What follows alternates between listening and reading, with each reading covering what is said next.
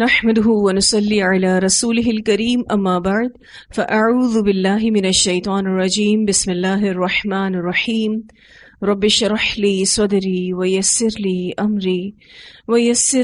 أمري واحلل عقدة من لساني يفقهوا قولي رب زدني علما اللهم فقهنا في الدين اللهم إنا نسألك حبك وحب من يحبك والعمل الذي يبلغنا حبك اللهم إنا نسألك الصحة والعفة والأمانة وحسن الخلق ورضا بالقدر اللهم ارزقنا إخلاص الہی آمین۔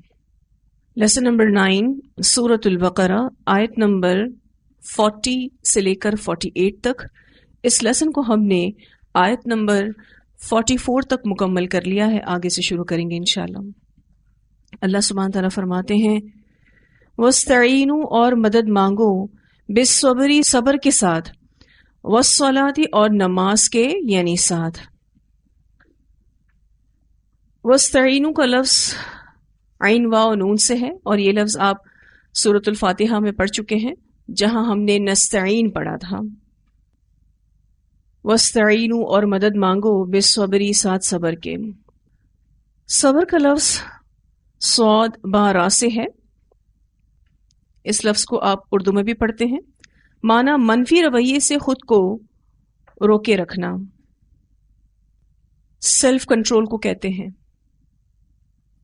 حبس نفس، نفس کو قابو کرنا، نیگیٹو ریئیکشن سے خود کو بچانا۔ والصلاة اور نماز کے، یعنی کسی بھی مصیبت کے برداشت کرنے میں ان دو چیزوں کا سہارا لو۔ صبر کے بغیر تو کوئی کار خیر وجود میں آ ہی نہیں سکتا۔ اور نماز کا خلاصہ اللہ کے حضور دل کا جھکاؤ ہے، جو ایمان اور عمل کے میدان میں ثابت قدمی کے لیے سب سے بڑی مددگار ہے۔ یہ نماز آپ کو سب سے زیادہ سپورٹ کرتی ہے کہ آپ ایمان اور عمل کے میدان میں استقامت اختیار کریں۔ اسی لیے اللہ سبحانہ تعالیٰ فرماتے ہیں وَاسْتَعِینُوا بِالصَّبْرِ وَالصَّلَاةِ، وَإِنَّهَا اور بے شک وہ یعنی نماز لَكَبِيرَةٌ البتہ بھاری ہے، مشکل ہے۔ کبیرہ کا لفظ بھی آپ اردو میں پڑھتے ہیں، روٹ ورڈ کاف بارا، دشوار چیز کو بھی کہتے ہیں، شاق چیز کو بھی کہتے ہیں۔ ویسے تو اکبر کا معنی بڑا ہوتا ہے، لیکن بہت بڑی چیز دشوار بھی ہوتی ہے، شاق بھی ہوتی ہے۔ تو اللہ سبحانہ تعالیٰ فرماتے ہیں کہ بے شک یہ نماز البتہ بھاری ہے، الا سوائے یا مگر علی الخاشعین اوپر ان کے جو خشوع کرنے والے ہیں، یعنی بھاری نہیں۔ یہ نماز ویسے تو بہت مشکل چیز ہے، لیکن جو خشوع کرنے والے ہیں ان پر یہ ڈیفیکلٹ نہیں ہے، مشکل نہیں ہے، بھاری نہیں ہے۔ خاشعین کا جو لفظ ہے خاشین عین سے ہے، عجز و انکساری کا اظہار اس کا معنی ہے دب جانا، ایسا ڈر جس کا اثر جسم پر نظر آئے۔ خشوع ایسے ڈر کو کہتے ہیں کہ جس کا اثر جسم پر نظر آتا ہے، یعنی آپ کہہ سکتے ہیں کہ یہ دل کی حالت کا نام ہے جس کا اظہار جسم پر ہوتا ہے، اور یہ سراسر اللہ کی عظمت سے ہی آتا ہے۔ یوں کہہ لیجئے کہ دل کا ٹھہراؤ۔ خشوع کیا ہے؟ دل کا ٹھہراؤ جو انسان کے رویے اور عمل میں نظر آتا ہے۔ اللہ سبحانہ تعالیٰ فرماتے ہیں کہ صبر اور نماز کے ساتھ اپنی مشکلات میں، اپنی مصیبتوں میں مدد مانگو۔ بے شک نماز ایک مشکل چیز ہے، ایک بھاری چیز ہے، لیکن خشوع کرنے والوں پر یہ بھاری نہیں ہے۔ نماز کی پابندی کے حوالے سے ہم دیکھتے ہیں کہ بہت کم لوگ ہی اس کی پابندی کرتے ہیں۔ تو یہاں جو اللہ تعالیٰ کہہ رہے ہیں نا وَإِنَّهَا لَكَبِيرَةٌ، تو یہاں نماز کی پابندی کے حوالے سے بات ہو رہی ہے کہ نماز کی پابندی ویسے تو نہایت مشکل ذمہ داری ہے، مگر جن کے دلوں میں اللہ کا خوف ہوتا ہے ان کے لیے بھاری نہیں ہے، بلکہ اگر کبھی ان سے نماز چھوٹ جائے تو ان کی طبیعت بھاری ہو جاتی ہے۔ یہاں جو صبر کی بات ہوئی اور میں نے آپ کو اس کا معنی بتایا کہ خود کو نیگیٹو ری ایکشن سے بچانا، خود کو منفی رویوں سے بچانا۔ آپ کی زندگی میں بھی بہت سے ایسے موقع آئے ہوں گے جس میں آپ یہ سمجھتے ہوں کہ آپ نے صبر کیا ہے۔ صبر کی تعریف پر ایک حدیث ملتی ہے، انس بن مالک رضی اللہ تعالیٰ عنہ کہتے ہیں کہ آپ صلی اللہ علیہ وسلم کا گزر ایک عورت پر ہوا جو ایک قبر پر بیٹھی رو رہی تھی۔ آپ صلی اللہ علیہ وسلم نے اسے فرمایا اللہ سے ڈرو اور صبر کرو۔ وہ کہنے لگی جاؤ اپنا کام کرو، تمہیں مجھ جیسی مصیبت تو پیش نہیں آئی، یعنی آپ اگر مجھے صبر کی تلقین کر رہے ہو تو آپ نے میرے جیسی پرابلم کو فیس نہیں کیا۔ وہ عورت آپ صلی اللہ علیہ وسلم کو پہچانتی نہیں تھی، اسے لوگوں نے بتایا کہ وہ نبی صلی اللہ علیہ وسلم تھے۔ چنانچہ وہ آپ صلی اللہ علیہ وسلم کے دروازے پر حاضر ہوئی، وہاں کوئی دربان موجود نہ تھا۔ وہ اندر جا کر کہنے لگی میں نے آپ صلی اللہ علیہ وسلم کو پہچانا نہیں تھا، یعنی اب آپ نے جو مجھے حکم دیا ہے صبر کرنے کا تو میں صبر کرتی ہوں۔ آپ صلی اللہ علیہ وسلم نے فرمایا صبر تو اس وقت کرنا چاہیے جب صدمہ شروع ہو، اسے بخاری نے روایت کیا ہے، یعنی صبر پہلی چوٹ پر ہے، بعد میں تو جیسے جیسے وقت گزرتا ہے انسان کو صبر آ ہی جاتا ہے اور وہ کیا سمجھتا ہے کہ اس نے صبر کیا ہے، پھر وہ صبر نہیں ہے۔ صبر تو پہلی چوٹ پر ہے، جس ٹائم پر کوئی ڈیفیکلٹی آئی ہے، کوئی مشکل آئی ہے، کوئی پریشانی آئی ہے، اسی ٹائم پر اپنے آپ کو منفی رویوں سے بچاتے ہوئے پازیٹیو رکھنا، یہ صبر ہے۔ اور پھر آپ یہ دیکھیے کہ جب ہم صبر کرتے ہیں، چونکہ وہ اللہ کے حکم پر عمل ہوتا ہے تو ہمارے اندر ایک سکون ہوتا ہے۔ کس بات کا سکون ہوتا ہے کہ یہ جو پرابلم آئی ہے یہ انشاءاللہ سالو ہو جائے گی۔ لیکن جب ہم صبر نہیں کرتے تو چونکہ ہم اللہ کے حکم پر عمل نہیں کرتے تو اس سچویشن میں بھی ہم بے چین ہوتے ہیں اور ہمارے اندر ایک ناشکری کی کیفیات ہوتی ہیں اور ہم بار بار مایوس ہوتے رہتے ہیں، یہ پرابلم کب ختم ہوگی، یہ پرابلم تو ختم ہی نہیں ہوگی، اس طرح کی سوچیں ہمیں آنے لگتی ہیں۔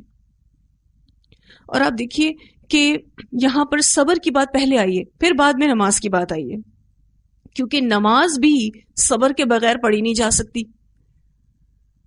اب نماز میں اگر آپ کو بھوک بھی لگی ہے یا کسی سے بات بھی کرنی ہے، آپ کر سکتے ہیں؟ نہیں۔ تو آپ کہہ سکتے ہیں کہ نماز بھی صبر کا عملی نمونہ ہے، مثال ہے ہمارے سامنے کہ کوئی کتنا بھی چاہے کہ کھا سکتا ہو، کوئی کتنا بھی چاہے کہ ادھر ادھر دیکھ سکتا ہو، لیکن وہ نماز میں نہیں کر سکتا یہ سب کچھ۔ اسی لیے آپ دیکھیے کہ پہلے یہ کہا گیا وَاسْتَعِینُوا بِالصَّبْرِ وَالصَّلَاةِ، کیونکہ صبر کے بغیر کوئی بھی نیک کام وجود میں نہیں آ سکتا۔ اب انشاءاللہ آگے پڑھیں گے سورۃ البقرہ کی آیت 153 میں اللہ سبحانہ تعالیٰ فرماتے ہیں یا ایھا الذین آمنوا استعینوا بالصبر والصلاۃ ان اللہ مع الصابرین، اے لوگوں جو ایمان لائے ہو صبر اور نماز کے ساتھ مدد طلب کرو، بے شک اللہ تعالیٰ صبر کرنے والوں کے ساتھ ہے۔ اس آیت میں بھی آپ دیکھیں تو اللہ تعالیٰ نے یہ نہیں کہا کہ اللہ تعالیٰ صبر اور نماز پڑھنے والوں کے ساتھ ہے، اللہ تعالیٰ صبر کرنے والوں اور نماز پڑھنے والوں کے ساتھ ہے، اللہ تعالیٰ نے ایسا نہیں کہا۔ اللہ تعالیٰ فرماتے ان اللہ مع الصابرین، بے شک اللہ تعالیٰ صبر کرنے والوں کے ساتھ ہے، یعنی نماز بھی بغیر صبر کے ہم نہیں پڑھ سکتے۔ مستدرک حاکم کی روایت میں آتا ہے سیدنا عبداللہ بن عباس رضی اللہ تعالیٰ عنہما سفر کر رہے تھے، راستے میں کسی نے خبر دی کہ آپ کے گھر میں کوئی فوت ہو گیا ہے، تو یہ سن کر ابن عباس نے 2 رکعت نماز ادا کی اور کہا ہم نے اللہ کا حکم سمجھ کر ایسا کیا ہے جیسا کہ اللہ تعالیٰ فرماتا ہے وَاسْتَعِینُوا بِالصَّبْرِ وَالصَّلَاةِ، صبر اور نماز کے ساتھ مدد طلب کرو۔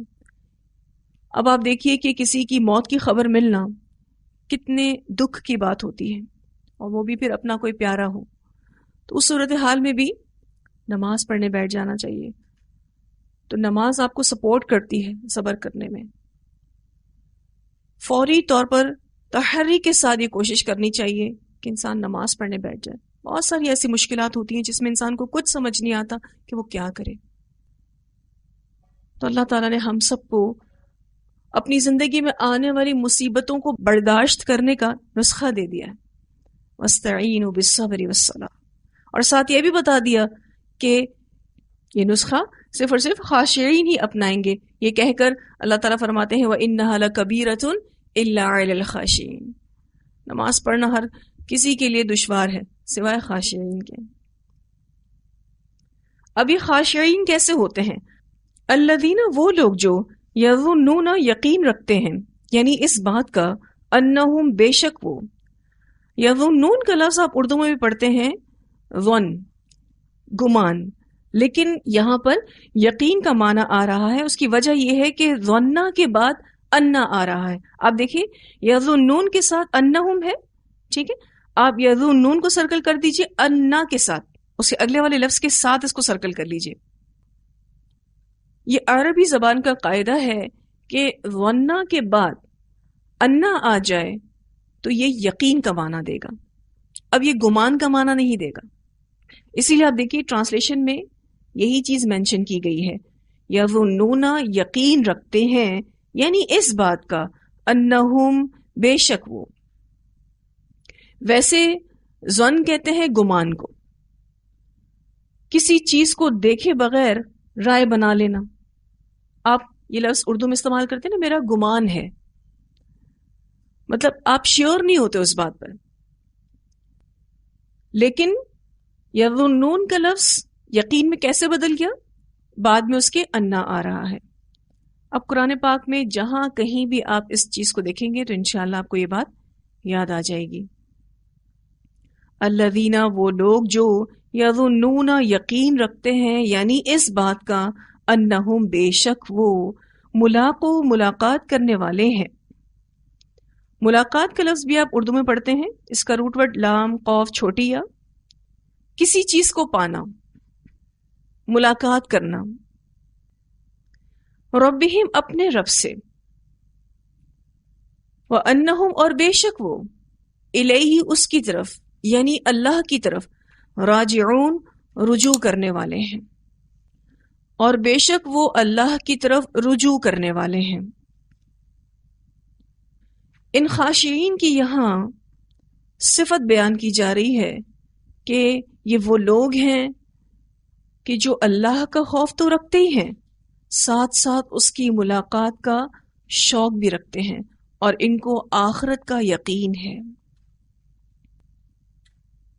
تو اب ہم یہ بات یوں سمجھیں گے کہ نماز کی پابندی ویسے ایک نہایت مشکل ذمہ داری ہے، مگر جن کے دلوں میں اللہ کا خوف، اس کی ملاقات کا شوق اور آخرت کا یقین ہو، ان پر بھاری نہیں ہے۔ یوں سمجھ لیجئے کہ جس کے دل میں اللہ کو جواب دینے کا احساس ہو،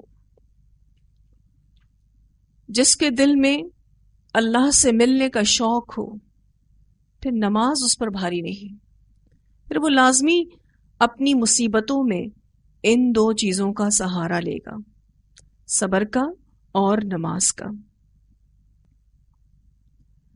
اگر آپ سے میں ایک سوال کروں کہ کیا آپ کو اللہ سے ملنے کا شوق ہے؟ الحمدللہ ہر مسلمان ہاں میں ہی جواب دے گا۔ ساتھ ساتھ ہمیں اس بات کا بھی ڈر ہے کہ جب ہم اللہ تعالیٰ سے ملاقات کریں تو یہ ملاقات اچھی ہو، جس میں اللہ ہم سے راضی ہو، پھر اللہ ہمیں بھی راضی کر دے۔ ہم چاہتے ہیں کہ ایسی اچھی ملاقات ہو۔ کسی بھی ملاقات کو اچھا بنانے کے لیے لازمی تیاری کی جاتی ہے۔ اب اگر مجھے اور آپ کو شوق ہے اللہ سے ملنے کا، ہم اللہ تعالیٰ سے دعا بھی کرتے ہیں کہ اللہ اپنی ملاقات کا شوق عطا کر، وہ اسی لیے کہ ہم اس کی تیاری کریں۔ دیکھ لیں کتنی تیاری ہے۔ اس وقت اگر اللہ کی ملاقات کا وقت آ جاتا ہے، یعنی ہماری موت کا وقت آ جاتا ہے، ہم میں سے کتنے لوگ مرنے کے لیے تیار ہیں؟ اور کتنے لوگ یہ سوچتے ہیں کہ اس وقت اگر میں مر جاتی ہوں تو اللہ مجھ سے راضی ہوگا انشاءاللہ، کیونکہ میں نے اپنے مطابق اس ملاقات کی تیاری کی ہے۔ کوشش کی ہے؟ الا ماشاء اللہ، بہت کم لوگ یہ کہہ سکیں گے. یہاں پر جو ان خاشعین کی صفت بتائی گئی ہے نا، اس میں ہم سب کے لیے بہت بڑا سبق ہے کہ خود کو اللہ کی ملاقات کے لیے تیار کریں اور اپنی زندگی میں آنے والے مشکل حالات میں بے صبرا پن نہ کریں. نماز کو نہ چھوڑیں، نماز کسی حال میں بھی نہیں چھوڑنی، کسی حال میں بھی نہیں چھوڑنی. اللہ سے ملاقات پر ایک روایت آتی ہے، سیدنا ابو ہریرہ رضی اللہ عنہ بیان کرتے ہیں کہ رسول اللہ صلی اللہ علیہ وسلم نے فرمایا، اللہ تعالیٰ روز قیامت ایک بندے سے فرمائے گا، اے فلاں، کیا میں نے تجھے عزت نہیں بخشی تھی؟ تجھے سردار نہیں بنایا تھا؟ تجھے بیوی نہیں دی تھی؟ کیا میں نے گھوڑے اور اونٹ کو تیرے لیے مسخر نہیں کر دیا تھا؟ اور کیا میں نے تجھے حکومت کرنے اور چوتھا حصہ بطور ٹیکس وصول کرنے کی مہلت نہیں دی تھی؟ بندہ عرض کرے گا کیوں نہیں. یعنی وہ بندہ یہ ساری نعمتوں کو ایکسیپٹ کرے گا کہ اے میرے پروردگار، کیوں نہیں، تو نے یہ سب کچھ مجھے عطا کیا تھا. تب اللہ تعالیٰ فرمائے گا، کیا تجھے یقین تھا کہ ایک دن تو میری ملاقات کے لیے آئے گا؟ بندہ عرض کرے گا نہیں. یعنی ان تمام نعمتوں کو پانے کے باوجود بھی اس کے اندر یہ احساس نہیں تھا کہ مجھے کل اللہ سے ملاقات کرنی. وہ کہیں گا اللہ تعالیٰ نہیں، تیری ملاقات کا مجھے یقین نہیں تھا. تو اللہ تعالیٰ فرمائے گا، آج میں تجھے بھلا رہا ہوں جس طرح تو نے مجھے بھلا دیا تھا. اس سے مسلم نے روایت کیا ہے. اور اللہ کا بھلانا یوں نہیں کہ اللہ اس شخص کو بھول جائے گا. اللہ کا بھلانا اس دن یہ ہوگا کہ اللہ اس کو جہنم رسید کر دے گا. اتنی نعمتیں ہیں ہم سب کے پاس بھی، بے شمار نعمتیں، گننے بیٹھیں تو گن بھی نہیں سکیں گے. شکر ادا کرنے کی کوشش کریں تو ادا نہیں کر سکیں گے. اس کے باوجود بھی آپ فرما برداری کا ریشو دیکھ لیں، کیونکہ جتنی جتنی فرما برداری ہے نا، اتنا ہی اللہ سے ملاقات کا شوق ہے. جتنی جتنی نافرمانی ہے نا، اتنا زیادہ اللہ تعالیٰ کی ملاقات کا یقین نہیں ہے. یہ ہے وہ کرائٹیریا جس پر میں اور آپ اپنے آپ کو جج کر سکتے ہیں کہ ہم کہاں کھڑے ہیں. جو آخر میں بات آ رہی ہے نا، وَأَنَّهُمْ إِلَيْهِ رَاجِعُونَ، اور بے شک وہ اس کی طرف رجوع کرنے والے ہیں، یعنی فائنلی وہ اللہ کے پاس جائیں گے. جہاں سے آئے ہیں وہیں واپس جائیں گے. پھر اللہ سبحانہ تعالیٰ فرماتے ہیں، یا بنی اسرائیل، اے بنی اسرائیل. کیا معنی ہے اس کا؟ یعقوب علیہ السلام کے بیٹوں. اسرائیل جو ہے یعقوب علیہ السلام کا لقب ہے. یا بنی اسرائیل، اے بنی اسرائیل، اذکروا، یاد کرو، نعمتی اللتی، میری نعمتیں وہ جو، انعمت، انعام کی تھی میں نے، علیکم، اوپر تمہارے، وانی، اور بے شک میں نے، فضلتکم، فضیلت دی تھی میں نے تم کو، فضل، فضیلت دی تھی، تو، میں نے، کم، تم کو، فضلتکم، فضیلت دی تھی میں نے تم کو. یہ لفظ آپ اردو میں بھی پڑھتے ہیں فضل، اس کا معنی ہوتا ہے ترجیح دینا، حق سے زیادہ دینا. اور میں نے فضیلت دی تھی تم کو، یعنی تمہیں میں نے ترجیح دی، تمہیں حق سے زیادہ دیا، علی العالمین، اوپر تمام دنیا والوں کے. اور یہاں پر علی العالمین سے مراد رسول اللہ صلی اللہ علیہ وسلم سے پہلے زمانے کے لوگ ہیں. یعنی اللہ نے ان میں رسولوں کو بھیجا، کتابیں اتاری اور بادشاہت عطا کی.